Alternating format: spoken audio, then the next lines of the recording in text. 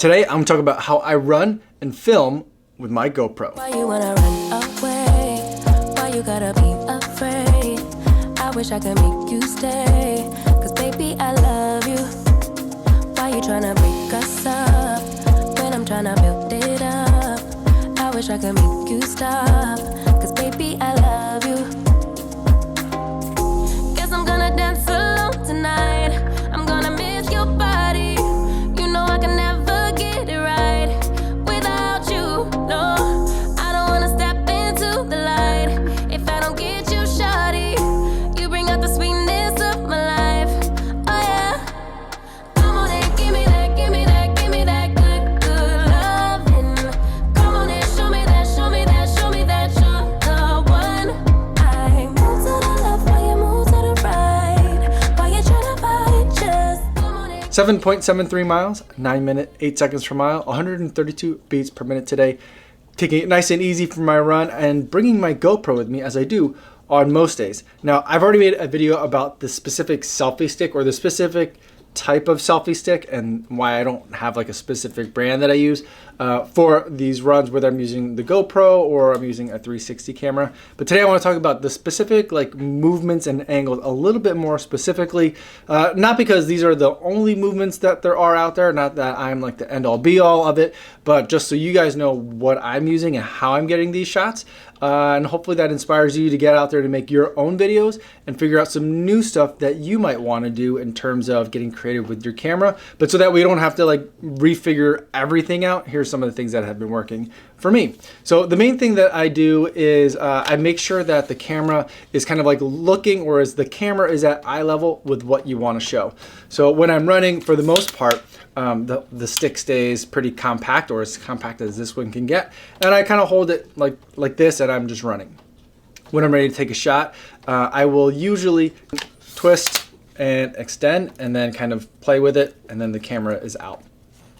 And the main thing that I try to do is I try to keep the camera level with what I want the camera to look at. So if I'm having it look at me, then I have it angled so that way when I'm holding it out, it's looking like it's at my eye level. So if I know that if it's at my eye level or a little bit lower, it's gonna get like to, by the time like the camera angle gets to me, it'll get all of my head and most of like my torso.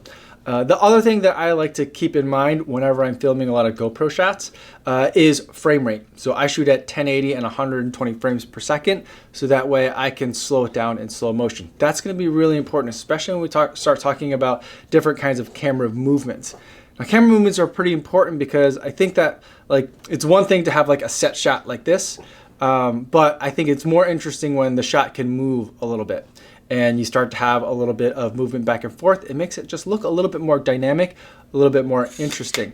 One of the things that I generally avoid is set mounts. And that's how a lot of people that are running with a GoPro kind of start out, because they don't want to like carry something heavy or have something in their hands.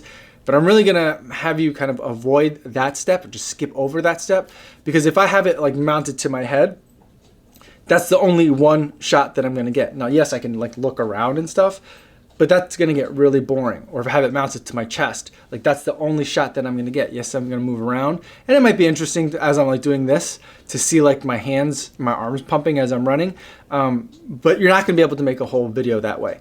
The other thing is, if you are using this, and let's say you even brought a second camera, then you're gonna see yourself with a camera mounted to your head. And that just looks, I mean, running with a camera like this looks goofy too, but running with a camera on your head I think also looks goofy. And you just don't want that in your shot. It kind of like ruins like the fiction that someone's like running along with you and capturing you. And so that's the reason why I don't like kind of like mounted cameras. The other thing is that they don't give you like the motion that you're looking for. One of my kind of favorite like random like almost movement for the sake of movement shots is when I have the camera looking at me and I have it kind of like doing this thing back and forth, almost like I call it my Knight Rider move. So like when, you know how like Kit had that red light that went back and forth, if you kind of do that with the camera relatively slowly, it makes for like kind of an interesting shot. Remember, you're slowing things down into slow motion, and so like just that little movement, it's more like you're just seeing the pan. And that's kind of one of the things that I like to do a lot. With this, kind of when I have it extended, and I'm not going to extend it now just so that way everything kind of stays in frame as you're watching this video. You know, you can have it look at you from the front, You can have it look at you from the side, which gives you that interesting like side like speed idea. The other thing that I like to do with this, and it takes a little bit more kind of practice, just so you know what's in the frame and what isn't, and just a little bit of like, we're gonna try it and hopefully get a good shot. Sometimes you get a good shot, sometimes we don't, is to take that same angle at which I might be like looking at myself, and instead, you have to really tighten it when you do this one, flip it around, and then you have a camera behind you. And so then you take that same idea of motion, like panning motion a little bit, use your wrist to move the camera, and now you've got someone like running behind you as you're running. That's whenever you see those angles behind me, that's kind of how I'm doing it. So I'm just holding the camera kind of the same way I would, but just flipped it around so that way it's looking behind me. So that's another angle that I like to have. Then when I'm done, again, twist it back down and then have it compact for running. I usually end up running it with it in my dominant arm and I'm right-handed, but I've been trying to work on more on like splitting it up so it's a little bit more even, because I found that as I run with this, I tend to have a left arm swing to begin with. When I have something heavy in my right arm, that left arm swing gets really prominent. So if I balance this out, if I put it in my left hand, like my right arm is usually pretty straight, relatively. The next way that I'll use it is I'll do kind of all of the exact same things that I just talked about, but instead of doing it right side up, I'll put the camera upside down and have the camera looking like at my feet. But the same ideas apply. Instead of it now trying to get like my eye level or somewhere near like my eye level, more usually like my shoulder level is what I'm aiming for when I do have the camera right side up. When I have it right side down, I have the camera now looking at my feet, and I try to have the camera perpendicular to the ground. And so I might have to adjust the angle of it depending on whether I want a side shot or I have something much further out. And so it might not exactly be as low to the ground as I can get it, but I always try to have it so that the camera is relatively perpendicular to the ground, so that way I kind of have a better idea of what I'm filming. And so that's how I'll do it for when I have the camera like out in front of me. So I'll run like this with my arm out, and then you could see kind of like from my knees down. Or I'll have it from the side, so you get a side view of like what my foot strike looks like. And I'll do the same thing that I did with having the camera forward. I might then have it go back behind me. And again, movement and motion is always an important thing, but smooth movements is the important thing to keep in mind. And one of my favorite things, and you see me do it all the time, is I'll rotate the camera around and spin it. Sorry, I'm surrounded by balloons right now. We just have a lot of balloons in the house, and this area where I'm standing is where they all are. So as I'm moving this camera around, I'm like bumping into all the balloons. So sorry about that. But this is another angle that I like to use, is just holding the camera and having it look straight down. So you get kind of like the feet view, almost like first person view of what I would see if I looked down.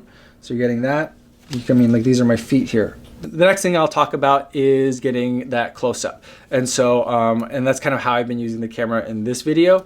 Rather than having everything really far extended out like this, instead sometimes I'll try and get a closer shot of me, and so I'll just leave the camera compact but turn it on and have it facing me. And what I typically do when I have it this way is, I don't just want it on me the entire time, is this is how I'll do like there's a camera trick or a technique that you'll see in a lot of movies. You'll see what like the actor is seeing, and then it'll quickly pan to something else, and that's supposed to be your visual indicator that that's what that person is seeing. So you get a little bit of like their reaction to something, and then you see that something as well. And so I'll be running like this, and I usually hold it out like this distance away, or to this side. If it's like a beautiful sunrise along the lakefront, like we used to be able to do that, I'll usually run with it like this, so you could see like, and I'll have it a little bit ahead of me, so then when you're still seeing my face, but you also see like the main subject, which is the sunrise.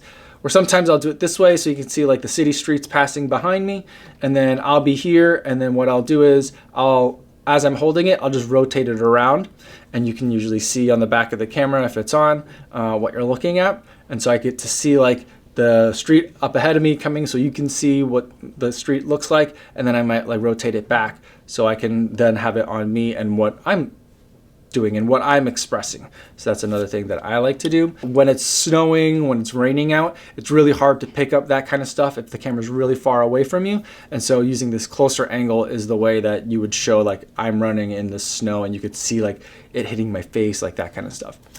And then the last thing I'll talk about is big motions. Now with big motions, again, remember that you're going to be slowing all of this down in slow motion. But one of the big things that I like to do is have the camera extended out and above my head, and then kind of have it so you could see like as if there were a little drone flying above me, and then have that slowly come down, so then you can then see like more of the traditional side view or the front view as the camera's looking this way. And so you just get a different kind of panning motion. It could work from the other way as well. I might have it start really low and then have it come up so you could see like the sky, if there's like skyscrapers behind me, or if there were mountains behind me or trees. I might have it start low and then have it slowly come up. The other way I do it is sometimes I really crank the angle down much closer for this one, and I have it start behind me, and then you could see it up front. So there's a lot of those kinds of big sweeping motions that I do. You can't do that like every angle, otherwise people are just going to be like disoriented every time if the thing keeps like just moving around a lot, every cut to cut to cut. But sprinkled in there every once in a while, that tends to really work well. The thing to keep in mind though is sometimes you'll see me have shots that are regular speed, and what I do with that is a lot of times I will keep in mind like, all right, I might, if this is a faster run today, I might want to have some of my filming done with the camera moving a little bit slow, just smooth, so that way I can like slow it down how I normally do. But sometimes I then also think, well, I might want to run this back at regular full speed. So if I do move my camera, I have to move it 4 times as slowly. And those are kind of most of my tips that I use for filming with a GoPro. If you have any other questions about that, leave them in the comments down below. I'd love to talk to you guys about it a little bit more down there. But this is it. GoPro and a stick. No gimbal, nothing else, no microphone, no windscreen, none of that other stuff. Just these 2 things and running. Trying to keep it as simple as I can. That's all I have for today, everybody. Thanks so much for making it all the way to the end of the video. Hopefully you guys are staying safe out there on your runs, and I will see you in the next one. Yo, what's going on?